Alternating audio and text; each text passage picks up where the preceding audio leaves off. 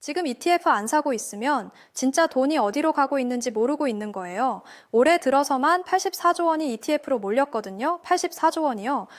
5년 전 ETF 시장 전체 규모가 52조 원이었는데 지금 그 돈이 석 달 만에 움직인 거예요. 근데 문제는 S&P 500이냐, 코스피냐, 코스닥이냐, 이 선택 하나가 수익률을 완전히 갈라놓는다는 거예요. 오늘 S&P 500, 코스피, 코스닥 ETF를 한 번에 정리해 드릴게요. 먼저 지금 ETF 시장에 무슨 일이 벌어지고 있는지부터 볼게요. 국내 ETF 순자산 총액이 3월 19일 기준으로 381조 원을 넘었어요. 지난해 말에 297조 원이었거든요. 그러니까 석 달도 안 돼서 84조 원이 추가로 들어온 거예요. 이걸 좀 더 쉽게 말씀드리면요. 2020년에 52조 원이었던 시장이 5년 만에 6배 넘게 커진 거예요. 상장된 ETF 상품 수도 1073개를 넘었고요. 순자산 1조 원 넘는 메가 ETF가 80개까지 늘었는데 이게 2024년에 34개였거든요. 1년 만에 2배 넘게 불어난 숫자예요. 근데 여기서 진짜 의미 있는 변화가 하나 더 있어요. 올해 들어서 국내 주식형 ETF 순자산이 158조 7천억 원으로 해외 주식형 102조 6천억 원을 크게 추월했거든요. 지난해까지만 해도 매수 상위권을 S&P 500이나 나스닥 추종 상품이 쭉 차지했는데 올해는 코스닥 150이나 반도체 관련 국내 ETF가 상위권에 올라선 거예요. 미국 쏠림이 풀리면서 국내와 해외를 같이 보는 분산 투자 흐름이 본격화되고 있다는 강력한 신호로 볼 수 있어요. 그리고 ETF 하루 평균 거래 대금이 18조 원인데 이게 코스피 전체 거래 대금의 58%에 달해요. 3월 들어서는 이 비중이 70%까지 올라간 적도 있었고요. 이건 단순히 돈이 많이 들어왔다는 게 아니라 ETF가 이제 한국 주식시장의 핵심 인프라가 됐다는 뜻이에요. 개별 종목보다 ETF에 자금이 더 많이 들어가는 구조가 완전히 자리를 잡았고 이 흐름은 당분간 되돌리기 어려워 보여요. 자, 이제 본격적으로 S&P 500 ETF부터 살펴볼게요. S&P 500은 미국을 대표하는 500가의 대형 기업으로 구성된 지수예요.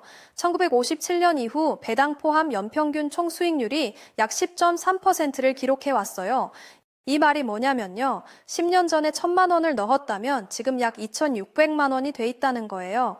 그리고 15년 이상 보유하면 역사상 단 한 번도 손실이 난 적이 없었어요. 전 세계 어떤 주가 지수도 이 정도 트랙 레코드를 가지고 있지 않거든요. 장기 투자의 교과서라고 불리는 이유가 바로 이 데이터에 있는 거예요. 2026년 전망도 긍정적이에요. 주요 투자 은행들이 올해 말 S&P 500 목표치를 7,700에서 최대 8,700까지 제시하고 있거든요. 핵심 근거는 기업 이익 성장인데요. 올해 S&P 500 기업들의 이익 증가율이 14에서 15%로 전망되고 있고 주당 순이익이 305에서 310달러까지 올라갈 것으로 보여요. AI 인프라 투자가 모든 섹터에 걸쳐서 계속 확대되고 있고 미 연준도 금리를 한두 차례 더 인하할 가능성이 있기 때문에 성장 동력이 여전히 살아있어요. 한국에서 S&P 500에 투자하는 방법은 크게 두 가지가 있어요. 해외 직투로 SPY나 VOO 같은 미국 상장 ETF를 사는 방법이 있고요. 국내 상장된 코덱스, 미국 S&P 500이나 타이거, 미국 S&P 500을 사는 방법이 있어요. 국내 상장 ETF는 원화로 편하게 거래할 수 있고 퇴직연금이나 개인연금 계좌에서도 투자가 가능하다는 게 큰 장점이에요. 특히 타이거 미국 S&P 500은 순자산이 14조 7천억 원이 넘을 정도로 규모가 탄탄하고요. 운용보수도 해외 직투 대비 조금 높지만 세금 혜택을 감안하면 오히려 유리한 경우가 많아요. 올해 초에 재미있는 현상이 하나 나타났는데요. 동일 가중 S&P 500 ETF가 시가총액 가중 S&P 500 ETF보다 수익률이 좋았어요. 기술주 쏠림이 줄면서 11개 섹터 중 8개가 시가총액 가중 지수를 앞질렀거든요. 이건 뭘 뜻하냐면 S&P 500 안에서도 소수 빅테크 중심에서 벗어나 참여 폭이 넓어지고 있다는 건강한 신호예요. 그래서 S&P 500 ETF를 고를 때도 동일 가중 상품을 일부 섞어보는 것도 좋은 전략이 될 수 있어요. 자, 다음은 코스피 ETF로 넘어갈게요.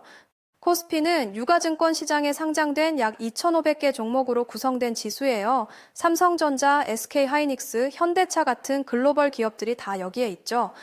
코스피 ETF에 투자한다는 건 한국 경제의 핵심 엔진의 통째로 베팅하는 거예요. 라이스 코스피 ETF 기준으로 연초 이후 수익률이 32.89%이고요. 최근 1년으로 보면 121%가 넘어요. 솔직히 말해서 이 수익률은 올해 S&P 500을 크게 앞지르는 수치이고 바로 이 숫자가 최근 국내 증시에 돈이 몰리는 이유를 설명해주고 있어요. 코스피가 이렇게 강세를 보이는 데는 구조적인 이유가 있어요. 먼저 반도체 슈퍼사이클이 한국 기업들의 이익을 끌어올리고 있고요. 3차 상법 개정안이 통과되면서 자사주 소각이 의무화돼서 기업 지배구조 개선 기대감이 커지고 있거든요. 여기에 RIA 계좌, 그러니까 국내 시장 복귀 계좌가 출시되면서 해외에 있던 서학개미, 자금이 국내로 돌아오는 흐름까지 생겼어요. 이 세 가지가 동시에 작동하면서 수급과 펀더멘털이 같은 방향을 가리키고 있다는 게 진짜 핵심이에요. 코스피 ETF 중에서 대표적인 상품은 코덱스 200이랑 타이거 200이에요. 이 두 상품은 코스피 200 지수를 추종하는데요. 코스피 200이 전체 시가총액의 약 90%를 커버하기 때문에 사실상 한국 대형주 전체에 투자하는 효과가 있어요. 퇴직연금에서도 투자할 수 있고요. 운용보수도 저렴해서 장기 적립식 투자에 특히 유리해요. 올해 퇴직연금 계좌에서 코스피 200 ETF 매수가 크게 늘었다는 건 한국 시장에 대한 장기 신뢰가 살아나고 있다는 뜻이에요. 자, 마지막으로 코스닥 ETF를 볼게요. 올해 연금 투자자들이 가장 많이 산 ETF 1위가 뭔지 아세요? 코덱스 코스닥 150이에요. 퇴직연금 계좌에서요. 과거에는 연금의 예적금이나 안전자산 위주로 담았잖아요. 근데 올해는 코스닥 ETF를 적극적으로 매수하고 있는 거예요. 이게 뭘 의미하냐면 개인 투자자들 사이에서 코스닥에 대한 기대감이 단순한 투기가 아니라 장기적 성장에 대한 구조적인 확신으로 바뀌고 있다는 거예요. 코스닥 에일호빙 지수는 코스닥 시장을 대표하는 150가의 종목으로 구성돼 있어요. IT, 바이오, 소재, 산업재해 같은 섹터를 고루 담고 있고요. 라이스 코스닥 앵고싱 기준으로 연초 이후 수익률이 29.31%이고 최근 1년으로 보면 63.26%예요. 특히 바이오랑 반도체 섹터가 올해 강세를 보이면서 코스닥의 체질 자체가 달라지고 있어요.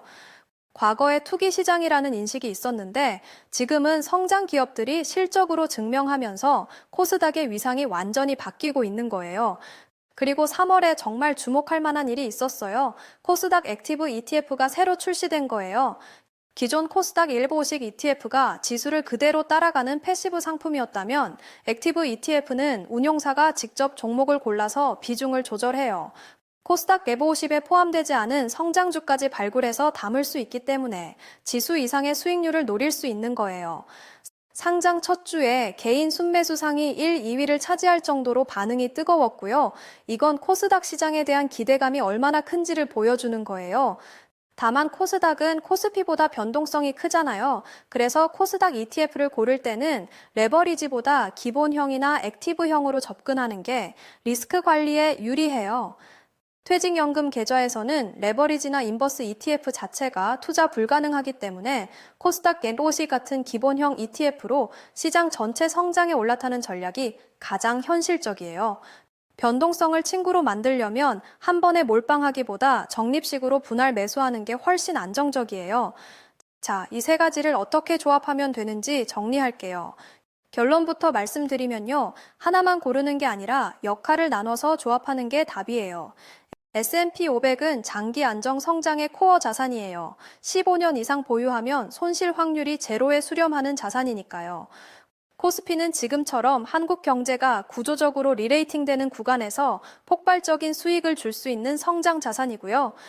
코스닥은 바이오, AI, 반도체 같은 고성장 섹터에 집중 베팅할 수 있는 위성 자산이에요. 예를 들어 S&P 500의 50, 코스피의 30, 코스닥의 20 정도 비중을 잡고 본인의 투자 성향에 맞게 조절하면 되는 거예요. 세금 면에서도 꼭 알아야 할 차이가 있거든요. 국내 주식형 ETF는 매매 차익에 대해 양도소득세가 없어요. 반면에 해외 ETF를 직접 사면 연 250만 원 초과분에 대해 22% 양도소득세가 부과돼요. 그래서 S&P 500도 국내 상장 ETF로 사면 세금 측면에서 훨씬 유리한 거예요. 여기에 퇴직연금이나 개인연금 계좌를 활용하면 과세 이연 혜택까지 받을 수 있으니까요.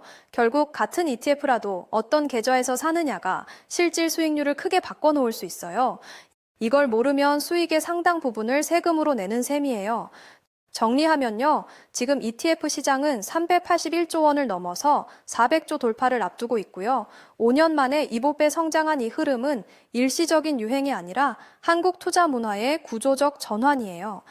S&P 500은 글로벌 분산과 장기 복리의 기둥이고 코스피는 한국 경제 리레이팅의 직접 수혜자이며 코스닥은 성장 섹터에 집중 투자할 수 있는 기회예요.